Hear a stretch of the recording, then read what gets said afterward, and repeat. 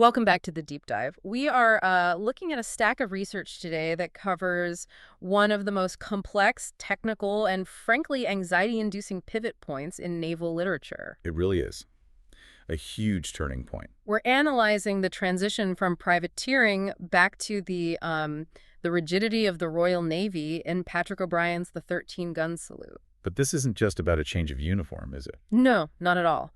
We are looking at a mission profile that shifts from, hunting whalers in the Atlantic to a desperate diplomatic race in the South China Sea. With the entire economic stability of the British Empire at stake, it's a massive scope. It's huge. We're dealing with the intersection of, well, high-stakes espionage, the specific sociology of a ship that operates almost outside the law, and then the brutal physics of sailing in the Southern Hemisphere. Right, and this is the moment where Captain Jack Aubrey and Dr. Stephen Maturin move from being, independent contractors? That's a great way to put it, yeah. They go from that back into the machinery estate, and the friction that causes it's just palpable. So let's start with the setup, because the context here is absolutely everything. At the opening of this deep dive, the ship, the HMS Surprise, isn't technically HMS. No, she's not. She's operating under a letter of marque.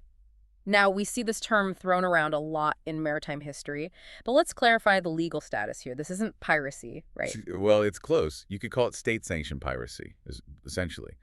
A letter of marque is a government license. It allows a private vessel to attack and capture enemy merchant shipping. Okay, so it's legal looting. Legal looting, exactly. And the key distinction is that the Surprise is privately owned. By Stephen Maturin, of all people. Which is a whole other layer of strangeness. And the crew aren't naval ratings subject to the Articles of War in the same way. They're there for profit. They're volunteers. And they're leaving from Shelmerston, a port town that's notorious for smugglers and independent thinkers. It's a rogue's paradise. So the cover story, the official reason for the voyage, is to hunt American whalers in the South Seas. Right, we're going to make a fortune seizing oil and whalebone. That's the public line. But the real mission is something that just highlights the geopolitical mess of 1813. Stephen Maturin isn't going to hunt whales. He's going to foment independence in Peru and Chile. Which is just a diplomatic minefield. I mean, you have to remember, at this stage of the Napoleonic Wars, Spain is technically Britain's ally against France. Right. Napoleon occupies Spain. The British are fighting alongside the Spanish in the Peninsula War. Exactly. So for the British government to send an agent to undermine the Spanish Empire in South America, I mean, that is duplicitous in the extreme. It's the very definition of realpolitik. They want to weaken the Spanish monopoly on South American trade, but they absolutely cannot be seen doing it. Which is where the privateer cover comes in. Yeah. It's perfect. If a Royal Navy frigate, sails into Valparaiso and starts handing out pamphlets on liberty, that's an act of war against an ally. A huge international incident. Huge. But if a private ship does it, London can just shrug and say, we have no control over these rogues. Awful business. Plausible deniability. Exactly. It's the whole point. However, and this is really the crux of the first act, that entire delicate house of cards completely collapses. Because of an intelligence failure? A massive one. The mission is blown before they even properly clear European waters. The worm in the apple. Yes. A traitor, someone very high up in the British administration. The same person who's been protecting the French agents Ledward and Ray leaks the entire plan to the Spanish ambassador. So just like that, the South American Revolution is off the table. Completely dead. So the mission pivots instantly and dramatically. Instead of the Atlantic, they are ordered to the South China Sea. Instead of fighting Spanish colonialists, they are racing to intercept a French mission to the Sultan of Pulo Prabang. We'll get to Pulo Prabang and the stakes there in a bit, but I really want to spend some time on the Surprise herself during this initial phase.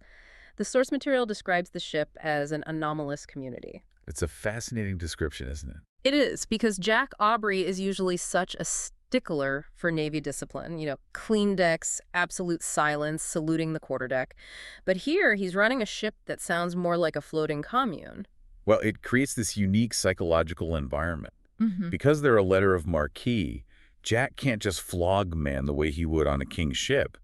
The ultimate sanction isn't there. So he has to lead by charisma. By charisma and by reputation.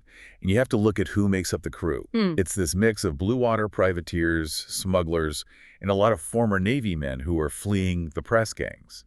They are there because they want to be, not because the law forced them aboard. The lack of Marines is the biggest indicator for me. On a standard frigate, the Marines are the police force, aren't they? They're the enforcers. They stand guard between the officers and the crew. They prevent mutiny. They are the steel spine of discipline. And sailing a warship without Marines, I mean, it seems like a disciplined suicide mission. So how does Jack manage a crew of tough Shelmerstonians without that muscle? He manages it by allowing them to be themselves, to a degree that would get you court-martialed in the regular Navy. You mentioned the anomalous community. Take the Scythians.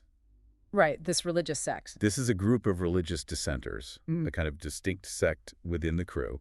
And Jack actually allows them to build their own meeting house on the deck of the ship. This detail just blew my mind. They built a structure on a frigate. Space is the most premium asset on a ship. You don't just build a shed on the forecastle. And it's not just a shed. The text describes it as being in the Babylonian taste. Babylonian? Yeah, with a chain of great gilded S's on what are described as marble walls. It sounds incredibly gaudy and completely, utterly out of place on a fighting ship. But Jack permits it. Why? Because the Scythians are excellent seamen. They're good at their jobs. It's a very transactional leadership style. You sail the ship well, I'll let you have your weird temple. It's a bargain. And that contrasts so sharply with the Orkneymen. These are the sailors from the Orkney Islands. And they bring this almost mystical, ancient vibe to the ship. The Orkneymen represent the pre-modern element of sailing. The sea isn't just a trade route to them. It's a living entity full of spirits and portents. And their shanties. Oh, the shanties. They sing these strange falsetto songs. Hysa, hysa. O'Brien describes it as sounding like seal singing or something from the Hebrides. It completely changes the sonic landscape of the book. Usually you read about the roar of orders and the crash of guns. Here you have this eerie, high-pitched chanting that reminds you they are sailing off the edge of the known map. It's almost otherworldly. Airy. And leading this whole circus is Jack Aubrey, who is in a very strange place, personally. He's disgraced, as we said, struck off the Navy list due to that false stock rigging charge. Right. But at sea, he's a god. On land, however, the man is a walking disaster. It's the great duality of the naval officer in these books. Jack is a predator at sea. He is highly evolved for that specific violent environment. And on land, in the commercial world of London, he is prey. He's a complete fish out of water. He gives terrible financial advice. He's constantly being scammed. And he's poor in this book, isn't he? He is. He spent his own fortune refitting the Surprise to make her a better fighting ship. He prioritizes the lethality of the vessel over his own solvency every single time. His crew follows him because he's Lucky Jack, but financially, he's on the brink. It's a great juxtaposition with Stephen Maturin. Stephen is technically the owner of the ship, which is a hilarious legal fiction. It really is. But he's also going through a significant physiological change at this point. He's kicked opium. The withdrawal itself has passed, Yeah. but the chemical recalibration in his brain is ongoing. He's ceased taking laudanum, and the result is that his senses are raw, almost painfully so. Which has its upsides and downsides. Absolutely. He's more attentive to his wife, Diana, which is a positive, but he's also incredibly irritable. His fuse is just, it's non-existent. And we see this in the departure scene, the sea chest at dawn. Yes. That whole scene felt so human. Usually these voyages start with pomp and circumstance, with some kind of grand farewell. This one starts because Stephen gets annoyed. He just has a temper tantrum. He does. It's purely reactive. Stephen has a fit of temper, demands they leave immediately, and Jack, being the very accommodating friend that he is, he obliges him. But the cost is logistical chaos. Total chaos. They leave with the ship half-painted. The officer's laundry is still on shore. And, you know, in the Navy, leaving without your clean shirts is a genuine hardship, but it sets the tone for the whole voyage. How so? This is a voyage born of haste and emotional turbulence, not careful, meticulous planning. It starts on an impulse. So they rush out into the Irish Sea, half-cocked, and immediately run into a situation that just perfectly tests the difference between Jack's war and Stephen's war. The chase of the snow. Right. And first, for the listener, let's clarify, a snow isn't weather. It's a type of ship brig. Correct. It's a specific type of brig. 2 masts, square-rigged, but with a small extra trysail mast set just behind the main mast. It's a very specific nuance of rigging that helps an expert like Jack identify the ship's origin and purpose. And he spots this vessel, and he sees the massy yards, meaning the spars are thicker and heavier than a normal merchant ship would need. And that's the tell. That plus her speed. He knows instantly that she's a French privateer. And then, of course, the wind dies, which leads to the use of sweeps. We often think of these ships as purely wind-powered, but frigates carried these massive oars. They did, but using them was absolutely brutal. We're talking about moving a vessel that weighs hundreds of tons using nothing but human muzzle. How did it even work? You pass these massive oars, 20, 30 feet long, through ports in the side of the ship, and the crew has to row in unison. It's back-breaking, heart-bursting work, and Jack is completely relentless here. He makes everyone row. Everyone, even the gentlemen, the officers, the purser, anyone who can pull. It shows his predatory instinct. He smells a prize, and he will grind his crew to dust to catch it. But this is where the central conflict arises. Because Jack sees a prize. Stephen looks through his telescope and sees a tragedy. A personal tragedy, yes. Stephen identifies a man on the deck of the French ship, Robert Goff. And who is Robert Goff? Goff is a United Irishman. Years before, he and Stephen were political allies. They were friends. They both passionately believed in Irish independence. But they had a falling out over methods. A profound one. Their paths diverged. Goff believes in using the French to liberate Ireland. He sees them as revolutionary allies. Whereas Stephen? Stephen hates the French regime. He sees Napoleon as a tyrant who has just replaced one form of oppression, the British, with another more efficient one. He despises French imperialism. So they agree on the end of free Ireland, but they completely disagree on the means. Precisely. But the personal bond, that memory of friendship, it remains. And Stephen knows with absolute certainty that if Jack catches that ship, Goff will be identified. And as a British subject found on an enemy privateer. He will be hanged for high treason. There's no trial, no debate. It's summary execution. It's the rope. And Stephen, for all his cold-bloodedness as a spy, he cannot tolerate being the informer who sends a friend to the gallows. He viscerally hates the role of the informer. It's a deep moral line for him that he will not cross. So he contemplates sabotage. This is an incredible moment. He's on a warship in pursuit of the enemy, and he's planning to subvert his own captor's orders. And this is where his background as a natural philosopher, a scientist, comes in. He has a very powerful magnet, a gift from another surgeon named Ashley Pratt. Right.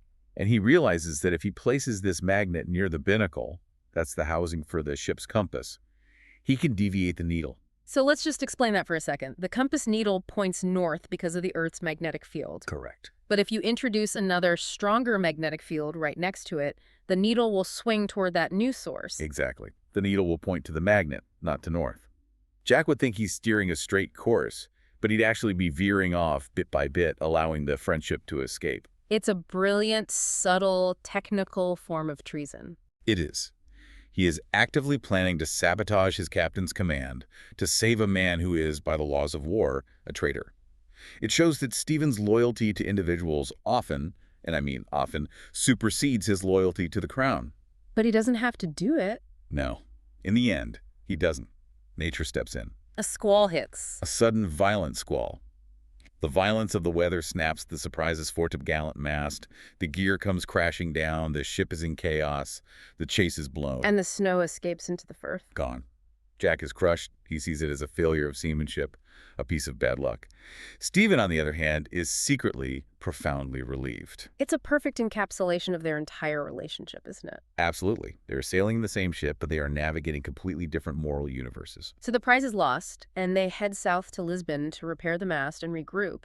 And this section introduces us to the mechanics of river navigation on the Tagus and the character of Standish, the purser. Ah, Standish. He seems like pure comic relief at first, but he serves a real purpose. Standish is the ultimate fish out of water.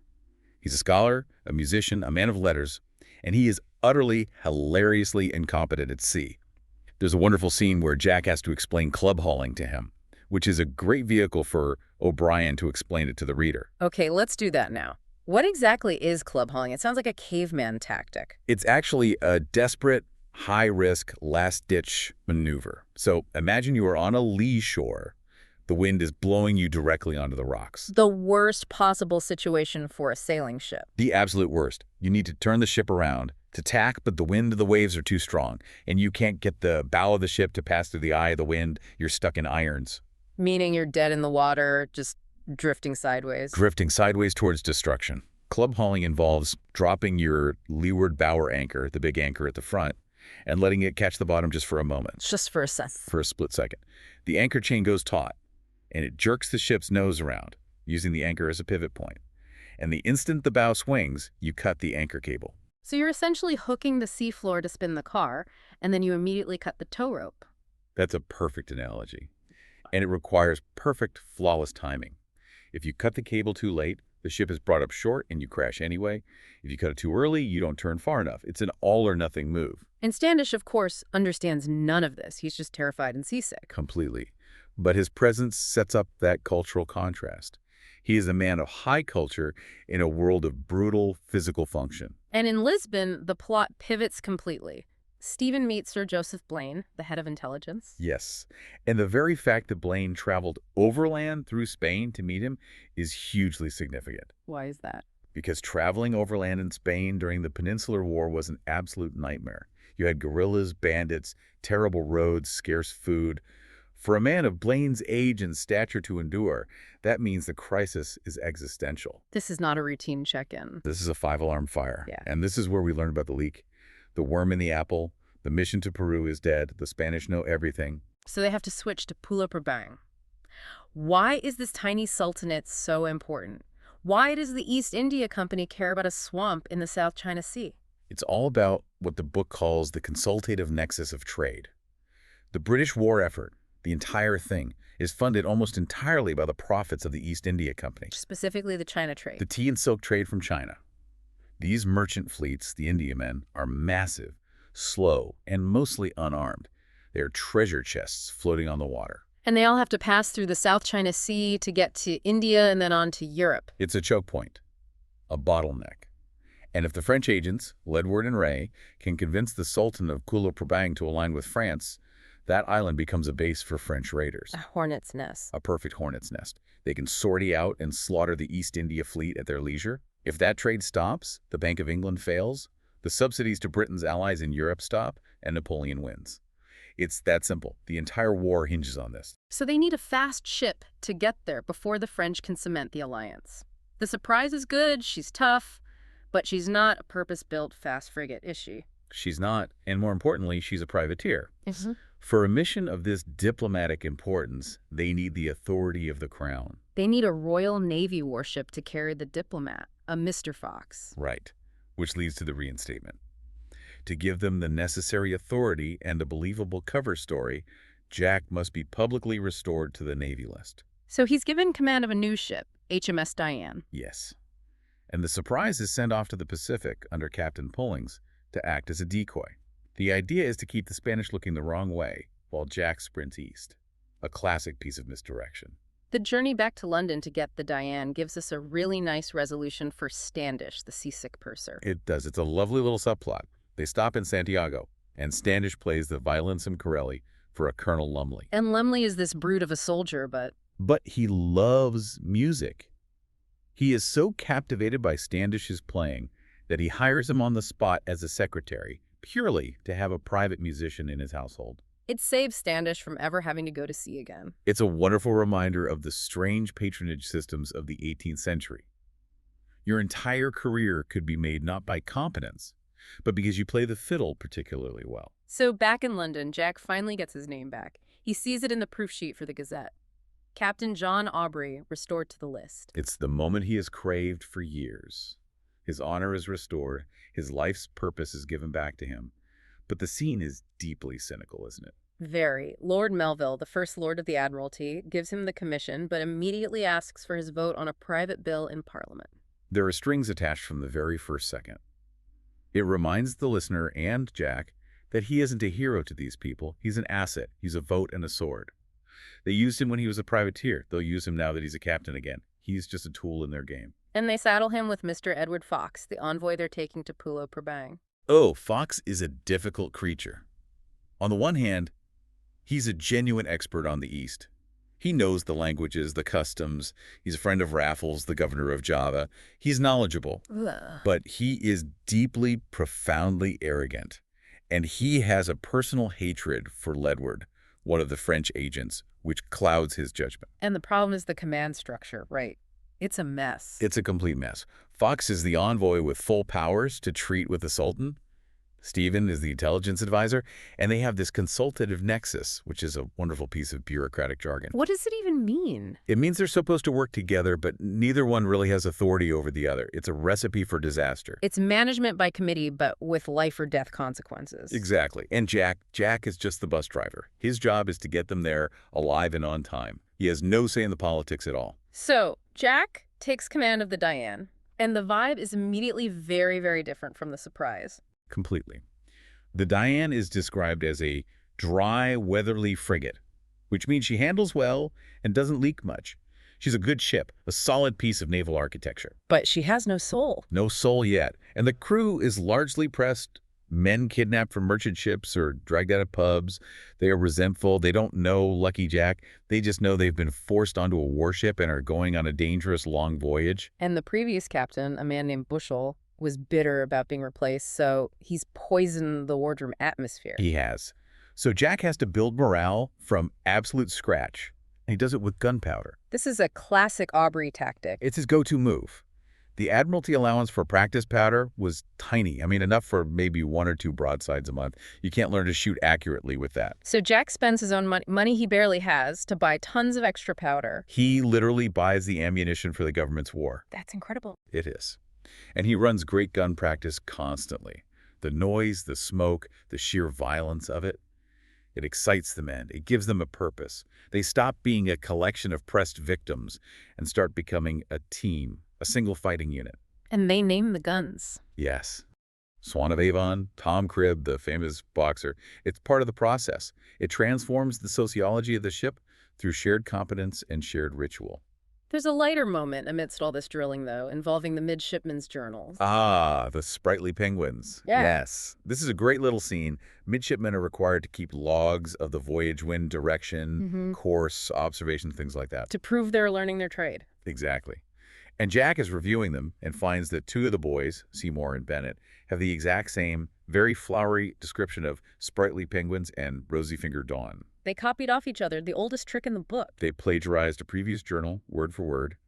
And Jack's reaction is just perfect. He doesn't flog them or put them on report. What does he do? He scolds them for making game of the examining captains who will eventually review these logs. He says with a straight face, "You cannot both have seen the same sprightly penguin." It's a mentorship moment. He's teaching them how to be officers. He's teaching them that in the Navy, you can lie, you can cheat, but you have to do it intelligently. Don't be lazy about it. So the Diane, now with a slightly more competent crew, heads south. And Jack makes a big strategic decision. He decides to bypass the Cape of Good Hope. Yes, instead of the traditional route, he's going to go deep into the Southern Ocean to catch the roaring 40s. The prevailing westerly winds that circle the globe down there. It's the highway of the ocean. If you're heading east, it's much faster. But it's a dangerous highway. The waves there are absolutely massive because there is no land to stop them. They fetch all the way around the world, building and building. A truly terrifying prospect. It is. And this route leads them directly to the crisis at Inaccessible Island. This is the centerpiece of the book's action for me. I mean, it's just breathtaking. We need to really paint the picture here. Where are they exactly? They are near the Tristan da Cunha archipelago, in the dead center of the South Atlantic. It's midwinter in the southern hemisphere. The sea is gray, the sky is low and oppressive, and they are near this rock called Inaccessible Island. And the name is very literal. Extremely literal. It's a sheer cliff rising hundreds of feet straight out of the ocean.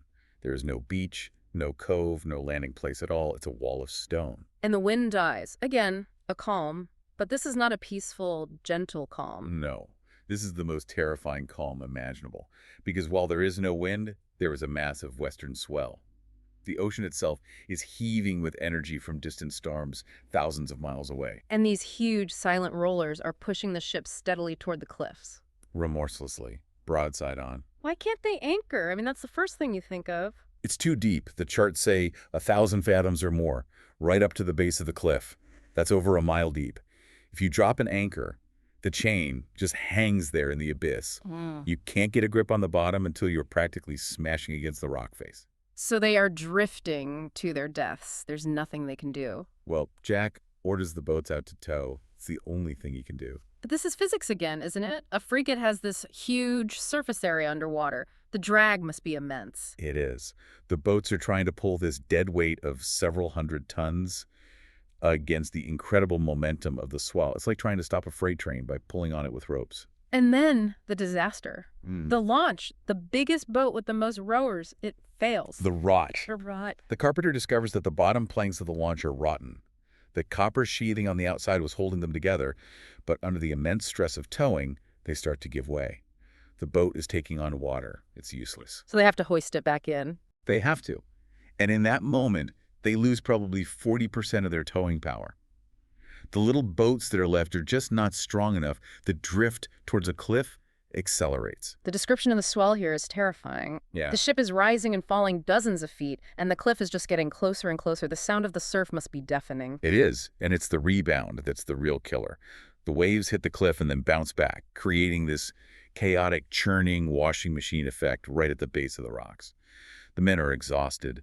They are rowing for their lives, but the ship is still inching toward the granite. They're minutes away from being smashed to pieces. And in the midst of this absolute terror, Stephen Maturin is having a transcendental experience. This is the most O'Brien moment in the entire series, I think. Yeah.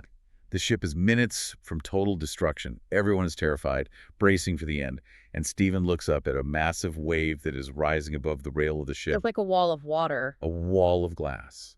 The water is so clear and the wave is so high that it acts like a window into the sea. And what does he see? Inside the wave, suspended in the water, as if in a museum display, he sees a sperm whale and her calf.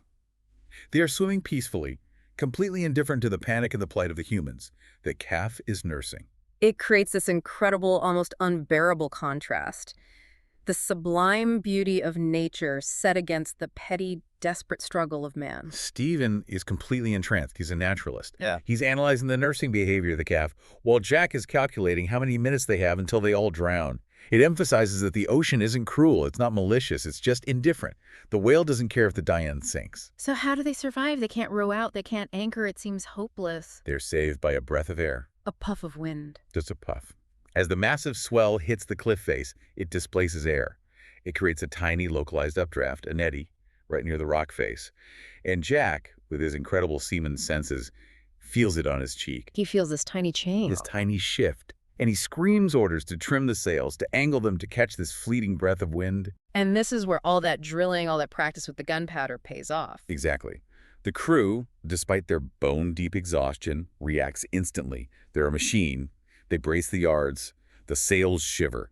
And then they catch that tiny, fleeting movement of air. And it gives the ship just enough way, just enough forward motion for the rudder to bite into the water. Just enough for the rudder to get a grip. And she turns. She turns. She claws off the shore. I mean, we are talking about missing the rocks by yards, by feet. The tension breaks like a physical thing, and the ship slowly sails out into the open ocean, into safety. And what's Jack's reaction to this after this near-death experience? He falls in love with his ship. Before this, the Diane was just a tool. She was a means to an end. But because she answered the helm in that split second, because she was handy enough to respond to that tiny puff of wind and save them all, he forgives her for not being the surprise. He passed the rail. He pats the rail and says something like, "Well done, you." She's his ship now. They've been through hell together and survived. It's an absolutely incredible sequence. They survived the political trap in London, they survived the intelligence trap in Lisbon, and now they've survived the physical trap of Inaccessible Island. And they are left sailing east into the unknown. The French are ahead of them. The consultative nexus with Mr. Fox is a ticking time bomb of interpersonal conflict.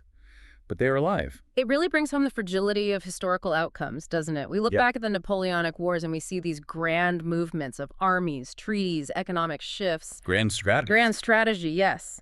But here, the fate of the entire British Empire's economy, the China trade, hinged on a single momentary puff of wind off a desolate rock in the middle of the South Atlantic. And that, I think, is the central thesis of the book. Grand strategy is an illusion. History is actually made by a tired crew rowing a rotten boat, a captain who buys his own gunpowder, and a surgeon who is distracted by whales. It's the anomalies, the small, unpredictable moments that shape the world.